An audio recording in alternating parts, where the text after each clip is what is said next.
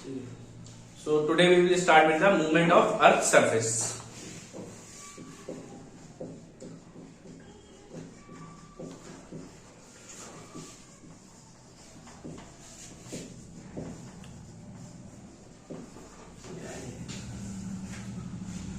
तो भैया हुआ क्या, बहुत लंबे समय तक तो हम तो ये सोचते रहे कि हमारे जो कॉन्टिनेंट्स आज की डेट में हैं ये ऐसे ही फिक्स थे, इनमें कोई मूवमेंट नहीं हुआ करता था।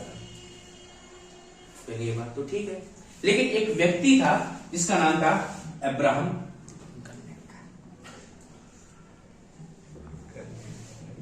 आर्टिलियस।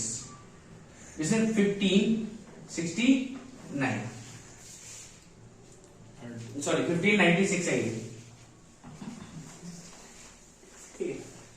1596 में ये भाई साहब क्या किए, इन्होंने पूरा वर्ल्ड बोर्ड से घूमा था और इन्होंने अंदाजा बताया कि अगर हम अपने सारे कॉन्टिनेंट्स को कट करें, सारे कॉन्टिनेंट्स आप देखते हो, मैप लेके आओ, सारे कॉन्टिनेंट्स को कट लगा के जोड़ो तो ये क्या होंगे, एक साथ जुड़े होंगे और ये जो हमारे कॉन्टिनेंट एक जगह नहीं है, मूव कर रहे हैं, ठीक है। कहीं ठीक है, कोई बात नहीं। और ऐसे ही एक थ्योरी एक और व्यक्ति थे, एंटोनियो पॉलीग्रीनी।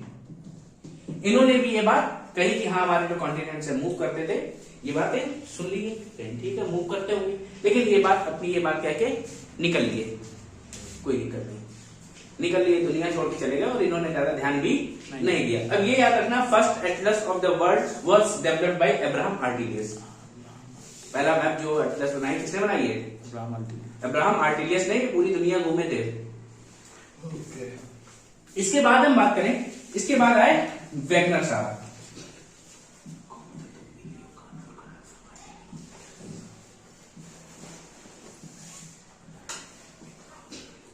(1912) में आए एल्फ्रेड वेगनर, जिन्होंने अपनी पूरी की पूरी थ्योरी दी, पूरा एक्सप्लेनेशन दिया, how the continents move from one place to another and they were joined together at a time. क्या थे ये, क्या थे, सारे कॉन्टिनेंट्स सब जुड़े हुए थे एक साथ और क्या कर रहे थे, इनमें कुछ ना कुछ मूवमेंट। तो इन्होंने जो थ्योरी दी, उस थ्योरी का नाम है कॉन्टिनेंटल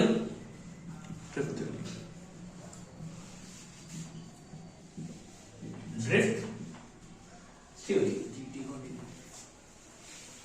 कॉन्टिनेंटल ड्रिफ्ट थ्योरी क्या है, that the continents are moving slowly on the water like a boat.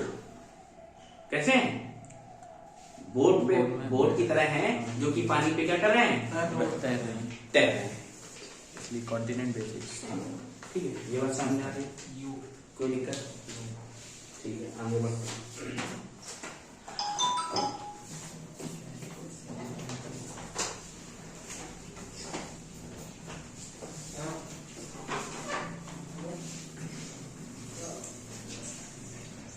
अब देखो, इन्होंने अपनी कॉन्टिनेंटल ड्रिफ्ट थ्योरी देने के लिए कुछ थ्योरीज और कुछ ऑब्जर्वेशंस दिए। तो बेसिकली ये क्या चाहते थे, he wants to study the ancient climate. ये आज की डेट की क्लाइमेट नहीं, जब पुराने क्लाइमेट का स्टडी करना चाहते थे। अब पुराने क्लाइमेट की स्टडी करने के लिए अब वो क्लाइमेट तो वापस लाया नहीं जा सकता, तो क्या करना पड़ेगा, हमें फॉसिल से एविडेंस ढूंढने पड़ेंगे। तो ये भाई साहब क्या करें, घूमने निकल पड़े और अलग अलग कॉन्टिनेंट्स में घूमने गए। अलग अलग कॉन्टिनेंट में घूमने गए तो आपको ये तो पता ही है कि नीचे वाले रीजन क्या है, पोलर, ये पोलर, ये ट्रॉपिकल।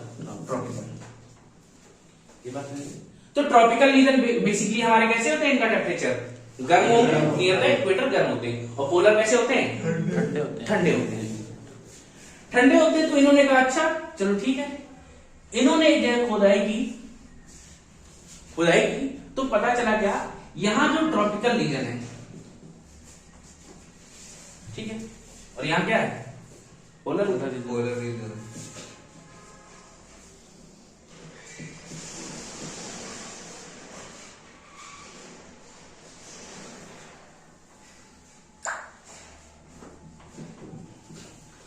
अब इन्होंने क्या देखा, यहां पे खुदाई की, कहीं ठीक है चलो ये तो ट्रॉपिकल रीजन है, यहां पे हमें जो चीजें मिल रही है ट्रॉपिकल फॉसिल्स हैं।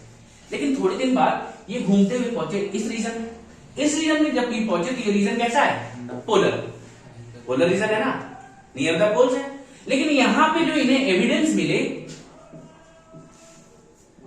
वो क्या थे, ट्रॉपिकल।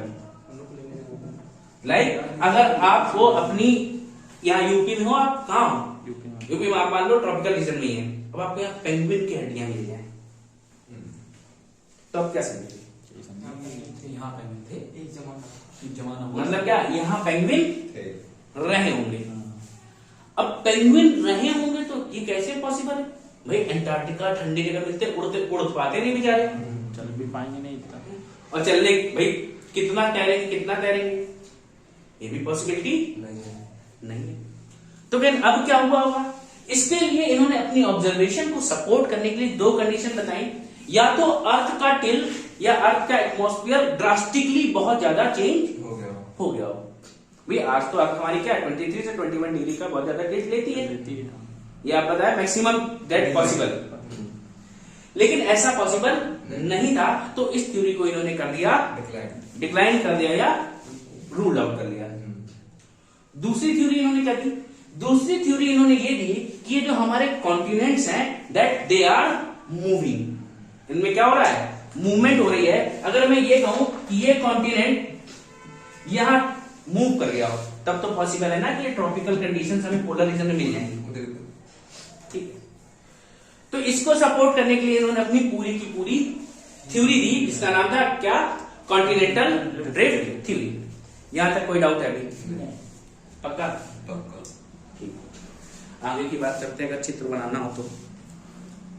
ठीक है, तो आपको क्या समझ में आया? वेगनर दुनिया में अलग अलग जगह घूम रहा था और उसका क्लाइमेट की स्टडी करना चाहता था, that was ancient climate. But basically उसको क्या पता चला? उसको ट्रॉपिकल रीजन में पोलर एविडेंसेस मिले और पोलर रीजन में ट्रॉपिकल एविडेंसेस मिले, या कह सकते हैं क्या बेसिकली उसने रॉक्स की या फॉसिल्स की स्टडी की होगी एंशिएंट क्लाइमेट को स्टडी करने के लिए। बट वहां पे जो हमें एविडेंस मिल रहे थे वो उनका नेचर चेंज था। तो उसके लिए दो थ्योरी दी, या तो अर्थ के एटमॉस्फेयर में ड्रास्टिक चेंज हुआ हो, that was the tilt of earth. भाई आपकी अर्थ क्या 23.5 डिग्री का टिल्ट किए हुए ऐसे, लेकिन अगर ये क्या ऐसे हो गई होती और ऐसे चक्कर लगा रही होती तब तो पॉसिबल था कि इतना चेंज हो गया फिर वापस सीधी हो गई, ऐसा हुआ नहीं। तो वो थ्योरी इसने डिनाई कर दी। दूसरी क्या थ्योरी दी? That the continents are moving from one place to another place. चलो ठीक है, ये बात समझ में आ गई कुछ को। तो इन्होंने अपनी थ्योरी को सपोर्ट करने के लिए कुछ कहानियां बताई, वो सुनते हैं जरा।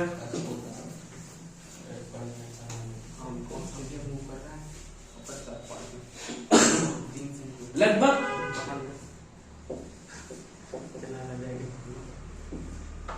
250 मिलियन ईयर्स बिफोर प्रेजेंट की बात करते हैं। यहां से स्टार्ट करते हैं अपनी कॉन्टिनेंटल ड्रिफ्ट थ्योरी। तो हमारा जो पूरा जितने भी आज कॉन्टिनेंट्स हैं ये सारे के सारे जुड़े हुए थे।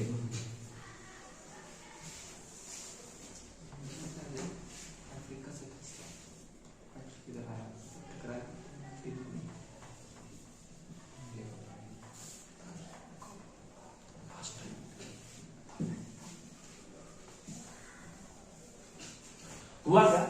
ये जो हमारा कॉन्टिनेंट था पूरा का पूरा एक हिस्सा था। जितने भी हमारे आज आपकी डेट में आज कितने कॉन्टिनेंट पढ़ते हैं? 7 कॉन्टिनेंट्स पढ़ते हो, या छोटी छोटी और एक प्लेट साथ में पढ़ाएंगे जब हम प्लेट टेक्टोनिक थ्योरी बता रहे होंगे वहां बताते हैं।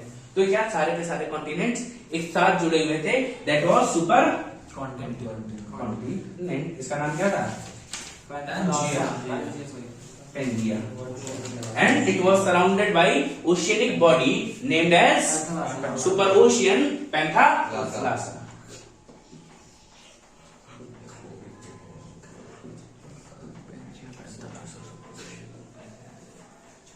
ये बात समझ में आई? कोई दिक्कत? अब धीरे धीरे क्या हुआ? इसमें चेंज होना स्टार्ट हुआ। दी अराउंड 200 मिलियन ईयर्स क्या हुआ? अब ये बात 50 मिलियन ईयर्स आगे बढ़ चुकी थी। जब 200 मिलियन ईयर्स पे हमने बात की तो इन कॉन्टिनेंट्स के बीच में आ गई दरार।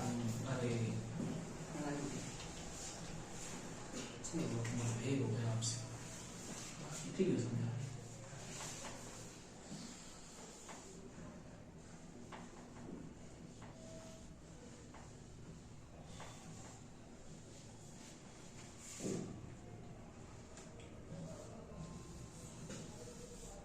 कुछ इस तरीके से इनके बीच में दरार आई और क्या हुआ?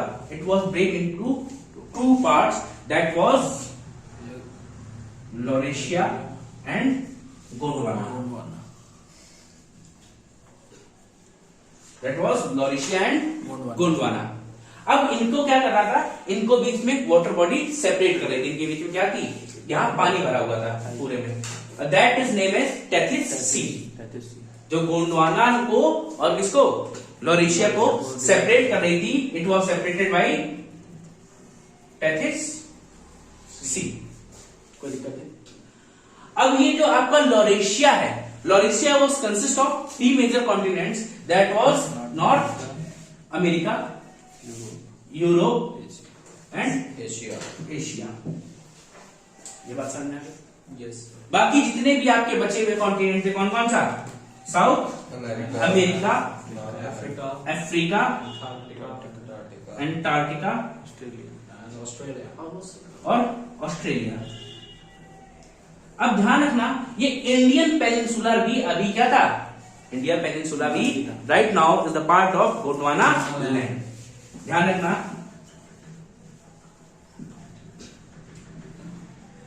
Indian peninsula it was a part of Gondwana land. ये बात बहुत अच्छे से याद रखना। Later period this will move to the Asia part, move कर जाता है। It was due to the continental drift theory और convection theory, later I will tell you. ठीक है, ये बात समझ में आ गई? ये बात पेनिनसुला पार्ट है। अब देखो, ये कब की बात है, अराउंड 200 मिलियन ईयर्स पहले। अब धीरे धीरे समय और गुजरा, अब ये 55 मिलियन वर्ष और गुजर गए, नेक्स्ट 45 मिलियन ईयर्स। तो इनमें क्या हुआ, these continents were further grow. ये कॉन्टिनेंट क्या हो गए और टूटे और अलग अलग भागों में डिवाइड हो गए। आदमी रह गया था भैया, ये नहीं बताया इसमें बुड्ढे ने। अभी कहा 250 मिलियन वर्ष में, अभी तो लाइट का कोई नहीं। लाइट देखो क्या भाई है तुम्हारी, 550 million year.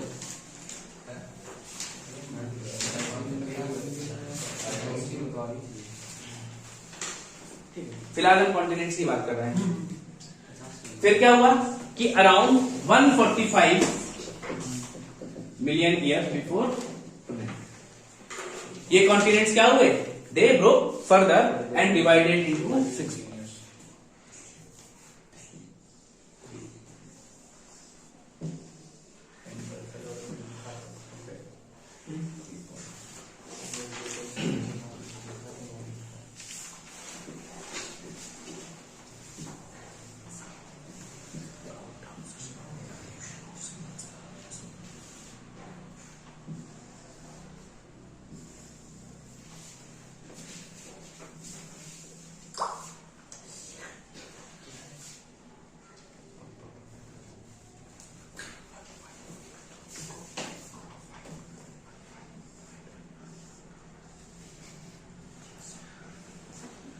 One 145 million year से क्या हुआ, these continents have northward movement. क्या हुआ, because they were at the, देखो जब कॉन्टिनेंट सब एक साथ थे, ये कहां थे, सदर्न पोल पे थे, सभी सभी कहां थे, सदर्न पोल पे। अब अर्थ क्या कर रही थी हमारी, नाच रही थी, नाच रही थी। तो क्या करेंगे, they continent will tend to move outwards. तो इसी मोशन की वजह से क्या हुए, ये बाहर की तरफ मूव करना स्टार्ट हो गए। इन मूवमेंट में क्या हुई, एक बाहर की तरफ मूवमेंट स्टार्ट हो गई और ये कॉन्टिनेंट बाहर की तरफ मूव कर गए। धीरे धीरे चलते गए चलते गए चलते गए, कोई दिक्कत ठीक। तो किधर मूवमेंट हुआ, नॉर्थवर्ड। बाहर की तरफ मतलब ये सी की ओशन की तरफ। एंटार्क्टिका को छोड़ के बाकी सभी कॉन्टिनेंट कहां गए, दे मूव टुवर्ड्स नॉर्थ। और ग्रेजुअली क्या आपने देखा, ये जो आपका नॉर्थ अमेरिका और साउथ अमेरिका है, इनमें मूवमेंट किधर हुआ, वेस्टवर्ड मूवमेंट भी हुआ। इसीलिए क्या हुआ भाई, जब पहले एक साथ जुड़े हुए थे, अब वो धीरे धीरे आप पूरी अर्थ पे देखते हो ये कॉन्टिनेंट्स फैले हुए। ये फिगर समझ में आया, कॉन्टिनेंट के नाम तो नहीं लिखने, north America, south America, Africa, Australia, Antarctica, Indian peninsula और यूरोप 7 पार्ट और एशिया। इतने पार्ट्स आपको दिखाई दे रहा है, ठीक है, इसको बनाओ। फिर क्या हो भैया, 145 मिलियन में नॉर्थवर्ड और वेस्टवर्ड मूवमेंट स्टार्ट हुआ, कुछ कॉन्टिनेंट्स फैल गए। लेकिन अभी भी जो हमारा इंडियन पेनिनसुलर पार्ट था, हिमालयन पार्ट नहीं, कौन सा इंडियन पेनिनसुलर पार्ट, वो यहीं पड़ा था। तो लगभग और कुछ वर्ष गुजरे, around 65 million years before present, the India has gradually, Indian peninsular part gradually shifted to northward, और एक दिन ये टकराया जाके कहा, एशिया में टकराया और वहीं जुड़ गया। That's how we got our India. ये बात समझ में आ गई। So India moved from Gondwana land plate to Laurasian plate या Asia, around 65 million years before present. ये बात समझ में आ गई, ठीक। अब इसके लिए देखो अपने अपने अलग अलग सपोर्टिव एविडेंसेस दिए हैं। किसने दिए? वेगनर ने दिए। ये बात समझ में आ रही है? Okay, done. तो भैया ये क्या है, आज की डेट में जो हमारी अर्थ है वो कुछ ऐसे ही दिख रही है, मान लिया जाए? Okay, done. और थोड़ा ढंग से रिफ्लेक्ट करिए।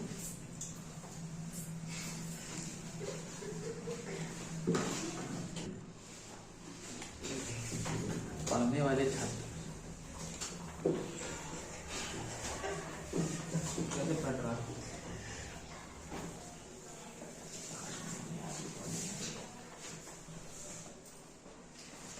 तो भैया वेगनर का सपोर्ट आया। वेगनर सपोर्ट में क्या कहा? वेगनर ने अपनी बात में कहा that all the continents were together if you fit them like jigsaw puzzle. आप अपने कॉन्टिनेंट्स उठाइए, आपके पास वर्ल्ड मैप होगा, कहीं से ले आइए, सारे कॉन्टिनेंट्स को उठा के कट करिए और उनको आपस में फिट करेंगे, you will get a puzzle like structure. सभी आपस में क्या हो जाएंगे? जुड़ जाएंगे।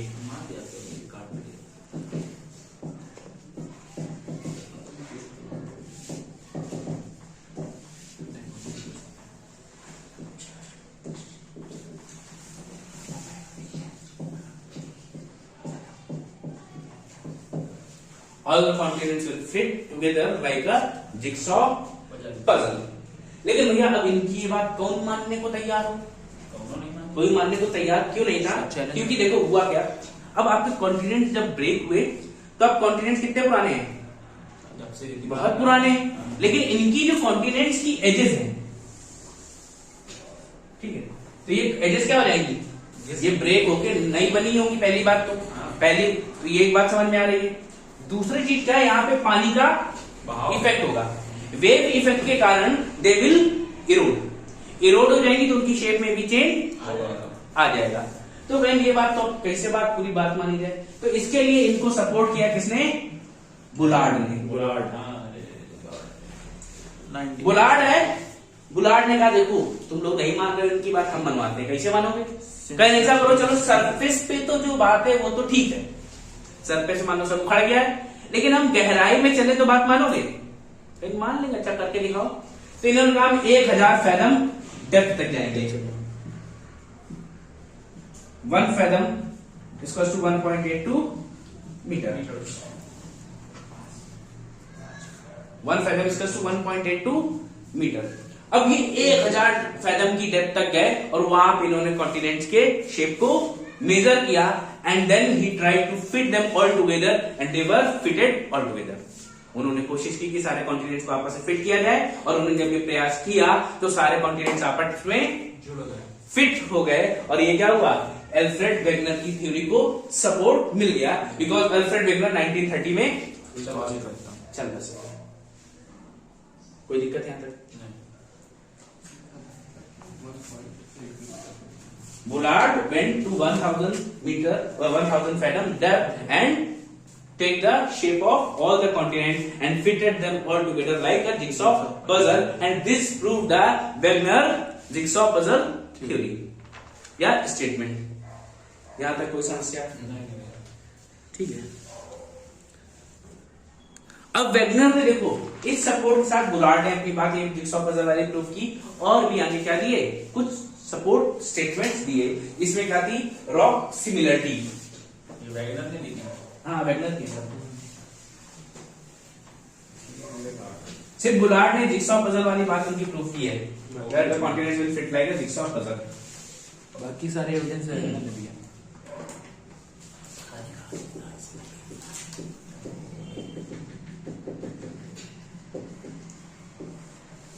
Rock similarity.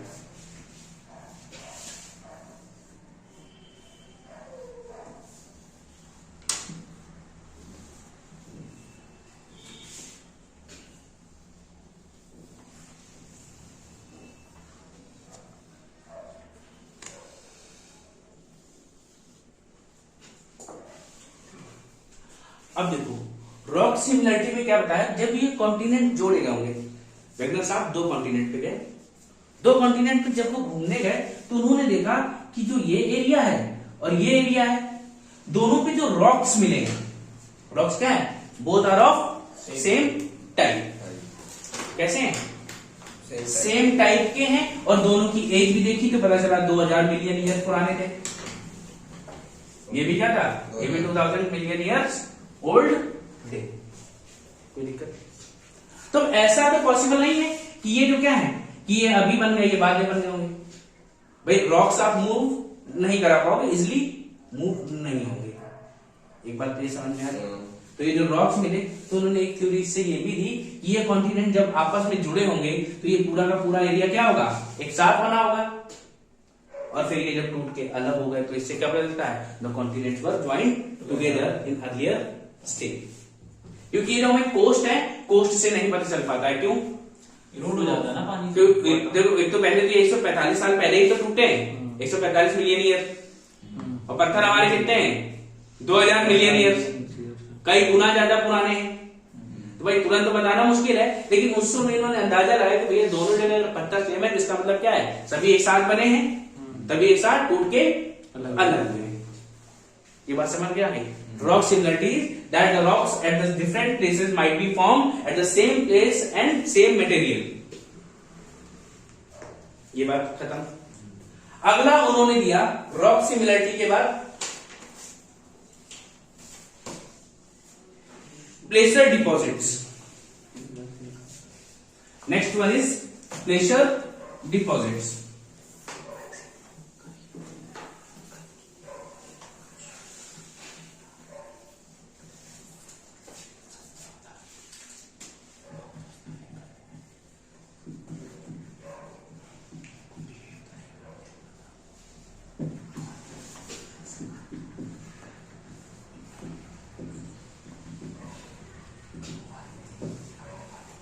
अब प्लेसर डिपॉजिट्स क्या होते हैं, any kind of deposit which is created by wind, water, glaciers etcetera is known as placer deposit. Basically हम ये कहते हैं एनी काइंड ऑफ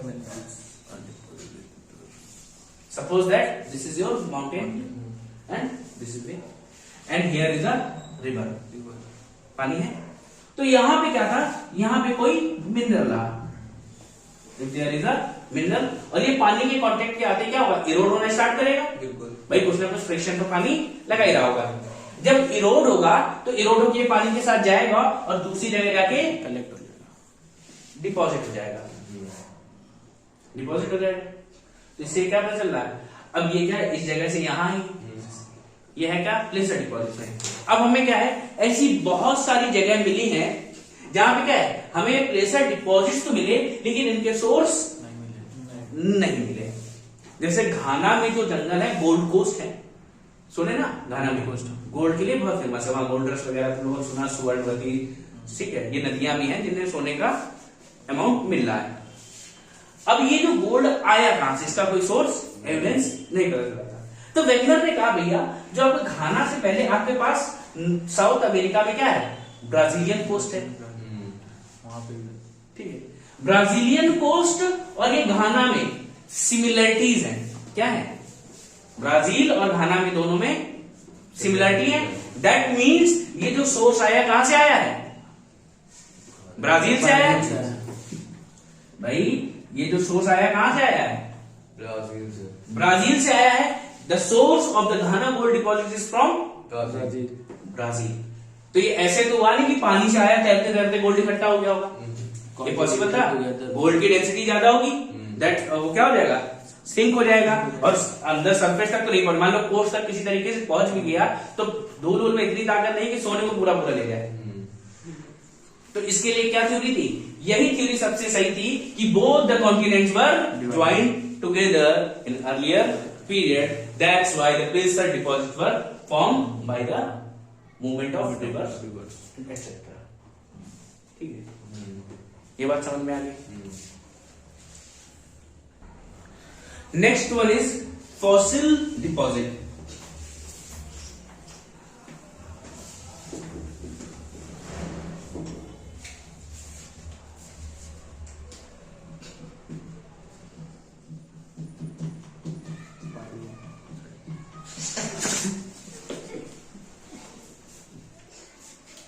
तो फॉसिल डिपॉजिट्स की जब हम बात कर रहे थे तो हमने देखा कि हमारे जो एनिमल्स हैं, एनिमल्स के जो फॉसिल्स या प्लांट्स के जो फॉसिल्स हैं वो हमें कैसे मिले, डिफरेंट डिफरेंट प्लेसेस पे same kind of fossil evidences मिले हैं। भाई हमने कहा इस प्लेस पे भी है, इस प्लेस पे भी है, इस प्लेस पे भी है, इस प्लेस पे भी है, या इधर कहीं मिले। अब ये जो एनिमल्स और प्लांट्स हैं, अब ऐसा तो है नहीं कि एकदम से एनिमल उगा होगा, एनिमल पैदा हुआ, धीरे धीरे पानी में पहले बैठा, फिर पानी में तैरा, चला गया। इतनी लंबी डिस्टेंस ट्रेवल करना भी संभव नहीं है। और इनके फॉसिल्स एक जगह पे अलग अलग मिलना ये भी ऐसे पॉसिबल नहीं कि भाई एक जगह पैदा हुए अलग अलग चले गए। भाई एक इवोल्यूशन तो धीरे धीरे हुआ, इवोल्यूशन धीरे धीरे हुआ, मतलब एक से दूसरा बना, दूसरे से तीसरा बना, दैट मीन्स ग्रेजुअली हम ये मान सकते हैं एक प्लेस पे ही इवोल्यूशन हुआ एक एनिमल का। अब सेम एनिमल अलग अलग जगह पे मिल रहा तो ये क्या है, that means the animal move from one place to another place. और पानी पॉसिबल था नहीं, तो इसलिए क्या पॉसिबिलिटी थी, that the continents were joined together in earlier period. ये बात समझ आ गई। तो क्या है, डिफरेंट फॉसिल डिपॉजिट से हमें पता चला कि हमारे animal continents were joined together according to Pangaea theory, according to Pangaea theory, Wegener's theory. Wegener's. इसके बाद एक आता है क्या, टिलाइट या टिली डिपॉजिट, टिली डिपॉजिट्स।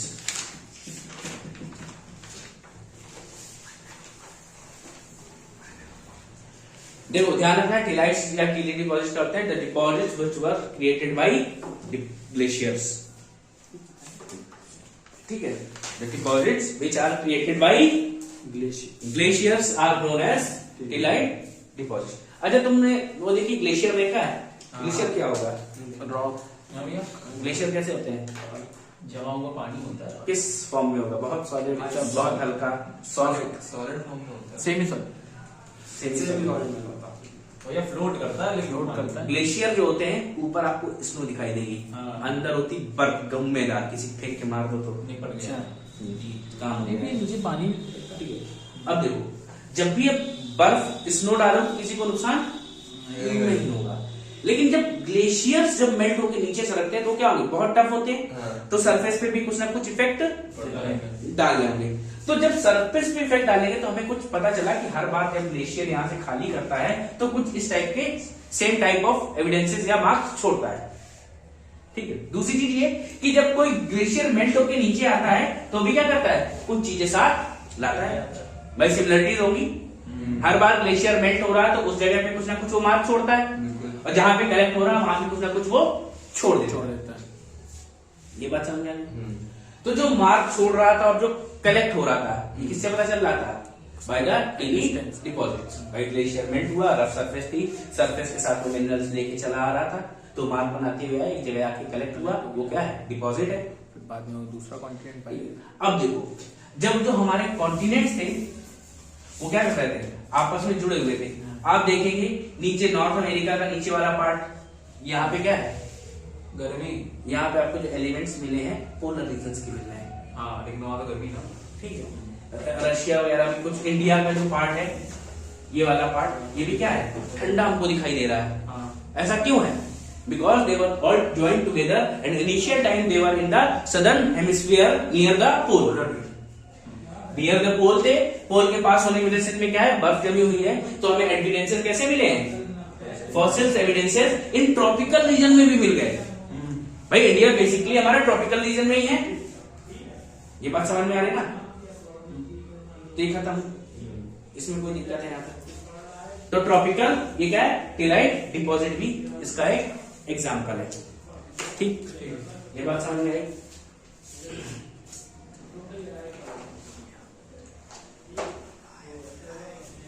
जैसे क्या है, अफ्रीका है, मेडागास्कर है, इंडियन पेनिनसुला, एटलस में देखो अपने,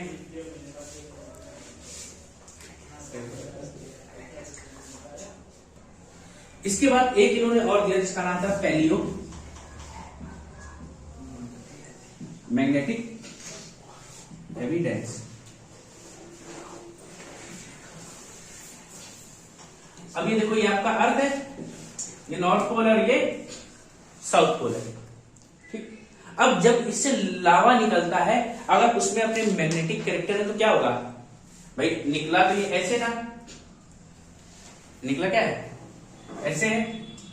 ठीक, लावा निकला कुछ ऐसे फैला हुआ था, लेकिन ये किस स्टेट में था, लिक्विड स्टेट में था। और मैग्नेट क्या करता है, if it has magnetic character then it will auto adjust, वो खुद को क्या करेगा, एडजस्ट करेगा। तो then you will get the figure like this, ये ऐसे नहीं मिलेगा आपको, फिर आपको ऐसे मिलेगा, ऐसे मिलेगा, because north and south attracts each other and same poles repels, opposite poles attract. तो कुछ ऐसा फिगर बनना चाहिए, बिल्कुल ठीक है। तो कुछ समय बाद क्या होगा, ये लावा जला जाएगा, सर्दी आ जाएगा तो जम जाएगा, जमने के बाद हमेशा इसकी डायरेक्शन फिक्स होगी, फिक्स होनी चाहिए। लेकिन जब कॉन्टिनेंट्स मूव हुए, कॉन्टिनेंट्स मूव होने की वजह आप देखेंगे अलग अलग प्लेसेस में इनकी अलग अलग डायरेक्शन दिखाई देगी। समझ नहीं आपको, इसको दोबारा सुनिए।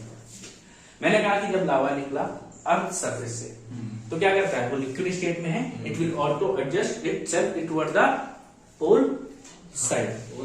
लावा में भाई मैग्नेटिक कैरेक्टर होगा, भाई लावा में क्या है, मैग्नेटिक कैरेक्टर्स हो सकते हैं, because it has magnetic materials like iron and magnets. ये बात समझ में आ रही, ये सारे मटेरियल हैं, ये सारे मटेरियल होने उसने ऑटो एडजस्ट किया टुवर्ड्स द पोल, लेकिन धीरे धीरे वो ठंडा गए, ठंडा गए तो क्या हुए, जम जाएंगे। जमने के बाद अब क्या हो रहे हैं, जब अर्थ ने मूवमेंट स्टार्ट किया तो इनका डायरेक्शन क्या होना चाहिए था, ऊपर की तरफ, ऊपर होना चाहिए था। लेकिन अभी क्या हो रहा है, ये सॉलिड होने की वजह से मूव नहीं कर पा रहे हैं, सॉलिड होने की मूव नहीं कर पा रहे हैं, तो ये इधर उधर क्यों जा रहे हैं, because there is a movement in the surface of earth. अच्छा हाँ, उनको साथ लिए जा रहा है वो, हाँ, उनको साथ लिए जा रहा है, because there is movement in the surface of earth, that is palaeo magnetic evidence. ठीक है भैया, तो आपको समझ में आया क्या, ये जो कॉन्टिनेंट्स हैं इनका फिक्स डायरेक्शन होना चाहिए, इनका पोल्स। बट अभी हमने जब ऑब्जर्व किया तो ये जो कॉन्टिनेंट्स का डायरेक्शन क्या दिखा रहा था, ऐसे दिखा रहा है। ऐसा क्यों दिखा रहा है, because there is movement in continent. अब बेचारे मूव कर नहीं सकते because they are in solid state. तो इससे हमें क्या पता चल रहा है, दैट ये हमें सारे एविडेंसेस बताते हैं that the earth all the continents were joined together in initially and later they were broke and divided into several regions of अर्थ। ये बात समझ में आ गई, ये बात प्रूव हो गई है, कोई दिक्कत नहीं। तो अर्थ में दो प्रकार के और मूवमेंट हुए, मैंने आपको बताया था, नॉर्थवर्ड मूवमेंट, नॉर्थवर्ड, एक वेस्टवर्ड। नॉर्थवर्ड मूवमेंट का कॉज क्या था, due to the rotation of earth rotate कर रही है and it will cause centrifugal force towards the outward movement. Outward movement होगा जब, तो कॉन्टिनेंट्स क्या हुए, मूव कर गए नॉर्थवर्ड, धीरे धीरे बाहर जाने की उनमें टेंडेंसी है ना, तो अपने नीचे से ऊपर की तरफ निकल पड़े। दूसरा कारण क्या था, हमारी अर्थ के पास क्या है, अपनी एक सैटेलाइट है जिसका नाम क्या है, मून। मून क्या करता है, मून की खुद की ग्रेविटी है, ग्रेविटी है तो क्या करे, खुद को अपनी तरफ अट्रैक्ट कर रहा है। जब वो अट्रैक्ट करने का प्रयास किया तो हमारे जो नॉर्थ अमेरिका और साउथ अमेरिका है ये वेस्टवर्ड मूव, ठीक है, and this is the tidal effect of moon, ठीक है, या gravitational force of moon causes the westward movement in of North America and South America. ये बात समझ में आ गई। तो hence we have completed our Wegener theory का एक पार्ट कंप्लीट कर लिया क्या, that our continents were all joint together. Today we will tomorrow we will study about cause of movements. भाई मूवमेंट्स हो रहा है तो क्यों हो रहे हैं, उनका कारण क्या है। ठीक है, okay, thank you, bye. Bye bye.